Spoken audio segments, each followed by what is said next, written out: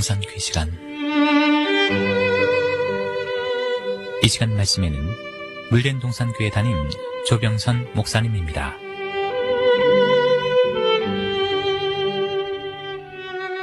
할렐루야, 물된 동산교회 조병선 목사입니다. 날씨가 제법 쌀쌀해졌습니다. 오늘은 새 주제로 구름 타고 오실 예수님에 대해 말씀을 전하려 합니다. 구약에서부터 계시록에 이르기까지 다시 오실 예수님은 한결같이 구름 타고 오신다 합니다. 그런데 정말 구름 타고 오실까요? 여러분은 그 말씀이 믿어지십니까? 우리가 어렸을 적 땅에서 본 구름은 신비 그 자체였습니다. 아름다운 뭉게구름이 하늘에 뒤덮여 있으면 우리의 마음도 뭉게구름처럼 번져올랐지요. 마치 새가 날아가듯 깃털같이 피어오르는 구름을 보면 우리 마음의 소망도 깃털같이 피어올랐습니다.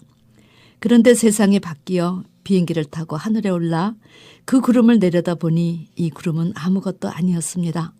그저 안개처럼 물이 고인 것이지요. 바람만 불어도 없어지는 것이었습니다. 그런데 이런 구름의 실체를 알고도 구름 타고 오실 예수님을 기다려야 할까요? 어렸을 적 산타 할아버지를 어른이 돼서까지 믿는 사람들은 없습니다.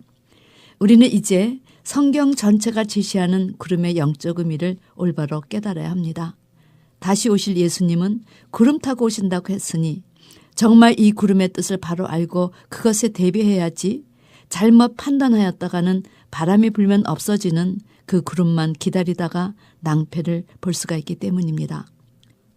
과거 하나님은 가나안을 젖과 꿀이 흐르는 땅으로 묘사하셨는데 사실 이것은 어떤 비유를 두고 말씀하신 것입니다. 젖은 율법을 의미했고 꿀은 단단한 양식의 말씀을 의미했습니다. 그러므로 율법으로 죄가 무엇인지를 깨닫고 그 죄를 씻어주실 예수님을 영접하여 말씀으로 거룩한 하나님의 자녀가 되어야 가나안에 입성할 수 있음을 비유적으로 제시하신 말씀입니다. 왜냐하면 가나안에 사는 7 부족은 이방신을 모시는 강한 백성이었기 때문에 하나님의 말씀에 전신갑주를 잊지 않으면 오히려 그들의 영향을 받기에 십상이었습니다. 그러므로 율법과 말씀을 제대로 알아야 그들의 영향력을 받지 않고 오히려 가나안 땅을 차지할 수 있기 때문에 젖과 꿀이 흐르는 가나안으로 교육을 시키신 것입니다. 그런데 이스라엘은 표면의 젖과 꿀만 알고 갔다가 그들의 강함을 보고 부끄럽게도 우리는 저들 앞에 메뚜기 같습니다 라는 고백을 했습니다. 출애굽할 때 이스라엘 백성이 약 60만 명 정도가 나왔다고 하는데 그 많은 사람들 다 광야에 엎드려 죽고 저들은 우리들의 밥이라 말씀에 전신갑주 입은 여호수아 갈렙만 신세들과 함께 가나안에 입성했습니다. 이 이야기는 무엇을 예고해 주시는 말씀인가? 지금도 많은 사람들이 교회 다니지만 천국에 들어갈 사람이 극히 소수란 사실을 우리에게 경고해 주신 것입니다. 그러므로 이제 우리는 믿음의 조상들의 전철을 밟지 않고 그들의 실패가 우리에게는 거울과 경계가 되어 구름이 상징하는 영적 의미를 바로 깨달아 정말 구름 타고 오실 재림 예수님을 만날 수 있도록 준비해야 할 것입니다. 예수님은 십자가 사건을 앞두고 세상 끝에 일어날 징조에 대해 그날 환난 후에 즉시 해가 어두워지며 달이 빛을 내지 아니하며 별들이 하늘에서 떨어지며 하늘의 권능들이 흔들리리라. 그때 인자의 징조가 하늘에서 보이겠고 그때 땅의 모든 족속들이 통곡하며 인자가 구름을 타고 능력과 큰 영광으로 오는 것을 보리라 말씀하셨습니다. 사도 요한도 계시록 1장 7절에서 볼지어다 구름을 타고 오시리라 각인의 눈이 그를 보겠고 그를 찌른 자도 볼 터이요 그렇게 말했습니다. 그뿐만 아닙니다. 구약의 다니엘도 내가 또 밤 이상 중에 보았는데 인자 같은 이가 하늘 구름을 타고 와서 옛적부터 항상 계신 자에게 나와 그 앞에 인도되었다고 증거했습니다. 그런데 사도행전 1장에 주님께서 타고 오실 구름이 어떤 구름인가 예수님이 승천하실 때를 묘사한 장면이 있습니다. 그런데 이 말씀을 자세히 연구해 볼 필요가 있는 것은 이 말씀 속에 장래 재림의 주가 어떻게 오실 건지에 대한 증언이 들어있기 때문입니다. 사도행전 1장 9절에서 11절 말씀 이 말씀을 마치시고 저희 보는 데서 올려 가시니 구름이 저를 가리어 보이지 않게 하더라.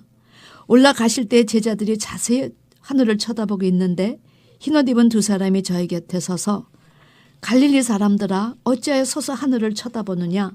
너희 가운데서 하늘로 올리우신 이 예수는 하늘로 가심을 본 그대로 오시리라 하였느니라. 자, 여러분, 제자들이 예수님의 승천 장면을 바라보고 있었는데 저희 보는 데서 주님께서 올라가셨는데 구름이 예수님을 가려 보이지 않게 되었습니다. 그러므로 예수님의 승천 장면을 눈으로 볼 수 없었던 제자들이 하늘만 바라보고 찾았더니 흰옷 입은 두 천사가 아니 왜 서서 하늘만 바라보느냐. 너희 가운데서 올리우신 예수님은 하늘로 올라가심 본 그대로 오시리라 말하였습니다. 그렇다면 여러분, 구름에 가려져서 볼 수 없었는데 하늘로 가신 그대로 오시리라 했으니 볼 수 없게 오신다는 것인가, 볼 수 있게 오신다는 것일까요? 분명 올라가실 때 그 장면을 보려고 몰려서서 하늘만 쳐다봤는데 구름이 가려 보이지 않게 되자 제자들이 눈을 똑바로 뜨고 하늘만 쳐다보니 왜 하늘만 바라봐? 구름에 가려서 볼 수 없는 모습을 왜 자꾸 보려고 해? 그런데 오실 때도 이렇게 오실 거다 그랬으니 그렇다면 승천하실 때 구름에 가려져서 볼 수 없었던 것처럼 오실 때도 구름에 가려서 볼 수 없다는 이야기가 아니겠습니까? 그러나 그럼에도 불구하고 예수님께서 분명히 마태복음 24장에 인자가 구름 타고 능력과 큰 영광을 오는 것을 너희가 보리라 하셨고 사도 요한도 볼지어다 구름을 타고 오시리라 각인이 눈이 그를 보겠고 그를 찌른 자들도 볼 것이요 땅에 있는 모든 족속이 그를 인하여 애곡하리니 그러하리라 증거했으니 여러분 볼 수 있게 구름 타고 오신다는 것인가 아니면 오시는 것이 구름으로 인해 볼 수 없다는 것일까? 우리는 이 시점에서 이제 이 구름이 물리적 구름인가 신령한 구름인가를 판별해 볼 수 있어야 합니다. 만약 물리적 구름을 타고 오신다면 모든 사람들이 예수님 옷이 홍건이 젖은 것을 볼 것이고 지구 한편에서 볼 수 있으면 다른 한편은 어두워서 볼 수 없을 텐데 이렇게 상식 밖으로 재림의 주님이 오시겠습니까? 사랑하는 성도 여러분, 이제 우리는 성경에서 말하는 이 구름이 자연계의 물리적 구름이 아니라 신령한 구름이라는 사실을 깨달을 수 있어야 합니다. 왜냐하면 신령한 구름이어야 볼 수 있으며 신령한 구름이어야 또 볼 수 없기 때문입니다. 성경은 대부분 비유와 상징으로 되어 있어 성경에 입각해서 성경에서 짝을 찾아 해석해야 구약과 신약에 나오는 구름의 참된 의미를 정확히 알 수 있는 것입니다. 하나님은 만물을 통해 하나님 나라의 이치와 원리를 깨닫게 해주셨습니다. 사도 바울은 그것을 깨닫고 로마서 1장 20절에 창세로부터 그의 보이지 아니하는 것들 곧 그의 영원하신 능력과 신성이 그 만드신 만물에 분명히 보여 알게 되나니 그러므로 저희가 핑계치 못할지니라. 여러분 그러므로 구름이 물리적으로 어떻게 이루어지는가를 바로 알 때 신령한 구름의 의미도 깨달을 수 있습니다. 실체와 그림자가 만나면 하나가 되기 때문입니다. 자, 그러면 첫 번째, 먼저 구름의 생성 과정은 어떻게 이루어지는가를 알아야 합니다. 구름은 세 가지의 과정, 즉 증발, 응결, 강수를 통해 생성이 되지요. 첫째 증발은 지상에 물이 있으면 이 물이 햇빛을 받아 위로 증발하게 됩니다. 두 번째 응결, 증발된 물이 이슬점에 도달하게 되면 물방울로서 모양이 응결이 됩니다. 셋째 강수, 이 물방울이 많이 모여 무게를 감당하지 못하면 이것이 강수가 되어 비로 내리거나 만약 날씨가 추운 상태라면 눈이 되어 내립니다. 그러므로 물과 빛을 잘 연구하면 우리는 물리적 구름을 알 수 있고 성경에 제시하는 영적 물과 영적 빛에 대하여 알면 이 물리적 신령한 구름도 알 수 있는 것입니다. 그리고 왜 주님이 구름 타고 오신다고 말씀하셨나? 신령한 구름을 정확히 알 수 있게 됩니다. 이것을 알기 위해서 우리는 성경에 제시하는 물과 햇빛에 대한 영적 의미도 함께 풀 수 있어야 됩니다. 두 번째, 창세기 1장 6절에서 8절 말씀을 보면 하나님이 가라사대 물 가운데 궁창이 있어 물과 물로 나누게 하리라 하시고 하나님이 궁창을 만드사 궁창 아래 물과 궁창 위의 물로 나누게 하심에 그대로 되니라. 하나님이 궁창을 하늘이라 칭하시니라. 저녁이 되면 아침이 되니 이 둘째 날이니라. 성경은 우리에게 두 가지 차원의 물이 있음을 제시하십니다. 이것이 창세기 1장 둘째 날의 역사로 하나는 궁창 위의 물과 궁창 아래의 물이었습니다. 성경은 윗물, 즉 하늘에 속한 물을 생수라 하며 삼일째 하나님을 상징했지요. 에레미야 2장 13절 내 백성이 두 가지 악을 행하였나니 곧 생수의 근원되는 나를 버린 것과 스스로 웅덩이를 판 것인데 그것은 물을 젖히지 못할 터진 웅덩이니라. 하나님은 당신을 생수의 근원이라 하셨습니다. 에레미야서 17장 13절 이스라엘의 소망이신 여호와여 물을 주를 버리는 자는 다 수치를 당할 것이라. 물은 여호와를 떠나는 자는 흙에 기록이 되오리니 이는 생수의 근원이신 여호와를 버림이니라. 생수의 근원이신 여호와 하나님.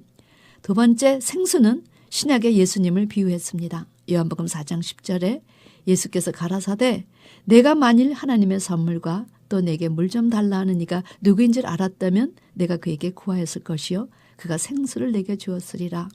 세 번째, 생수는 성령님을 비유했습니다. 나를 믿는 자는 성경이 이름과 같이 그 배에서 생수의 강이 흘러나리라. 두 번째, 성경은 아랫물을 타락한 세상, 타락한 인생으로 비유합니다. 그래서 계시록 17장 1절, 계시록 10장 15절에 이리 오라 많은 물 위에 앉은 큰 음녀에 받을 심판을 내게 보이리라. 그러면서 내가 본 바 음녀에 앉은 물은 백성과 무리와 열국과 방언이라 말씀해 주십니다. 궁창 아래 물이 모이면 강이 되고 강이 바다를 이룹니다. 바다는 타락한 세상을 의미했습니다. 그래서 계시록 13장에 적그리스도가 바다에서 출현하고 타락한 교인 음녀가 이런 사람들 위에 군림했다 증거합니다. 자, 그러면 빛은 무엇을 상징하는가? 이것 역시 성경의 빛은 하나님이나 혹은 말씀을 상징합니다. 그래서 여호와는 나의 빛이요 구원이시니 내가 누구를 두려워하리요. 주의 말씀은 내 발의 등이요 내 길의 빛이 나이다. 하나님은 빛이시라 그에게는 어둠이 조금도 없으시니라. 성경은 빛을 혹은 말씀을 상징합니다. 성경의 빛은 또 예수님을 상징하지요. 창세기 1장 3절에 하나님이 가라사대 빛이 있으라 하심에 빛이 있었고 이 빛은 예수님을 상징했습니다. 요한복음 8장 12절에 예수님께서 나는 세상의 빛이니 나를 따른 자는 어둠에 다니지 아니하고 생명의 빛을 얻으리라. 이분이 빛이시라 우리들은 빛의 자녀라 일컬음을 받지요. 성경의 빛은 예수를 영접한 성도들을 상징했습니다. 너희는 세상의 빛이라. 에베소서 5장 8절에 너희가 전에는 어둠이더니 이제는 주 안에서 빛이라 빛의 자녀들처럼 행하라. 자, 네 번째, 물이 빛을 받아 증발하는 것의 영적 의미가 무엇인가?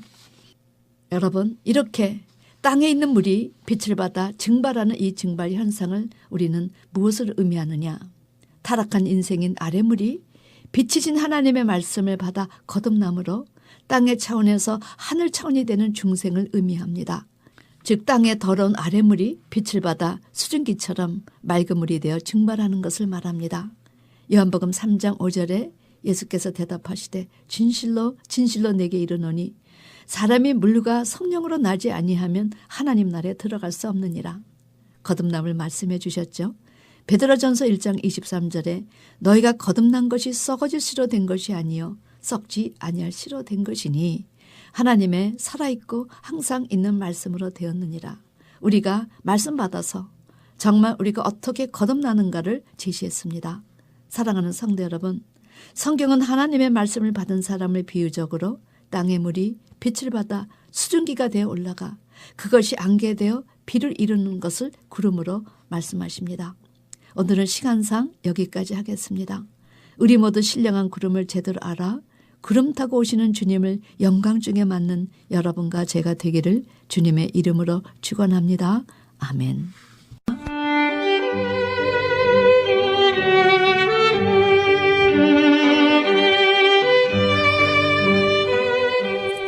지금까지 말씀에 물된 동산교회 담임 조병선 목사님이었습니다.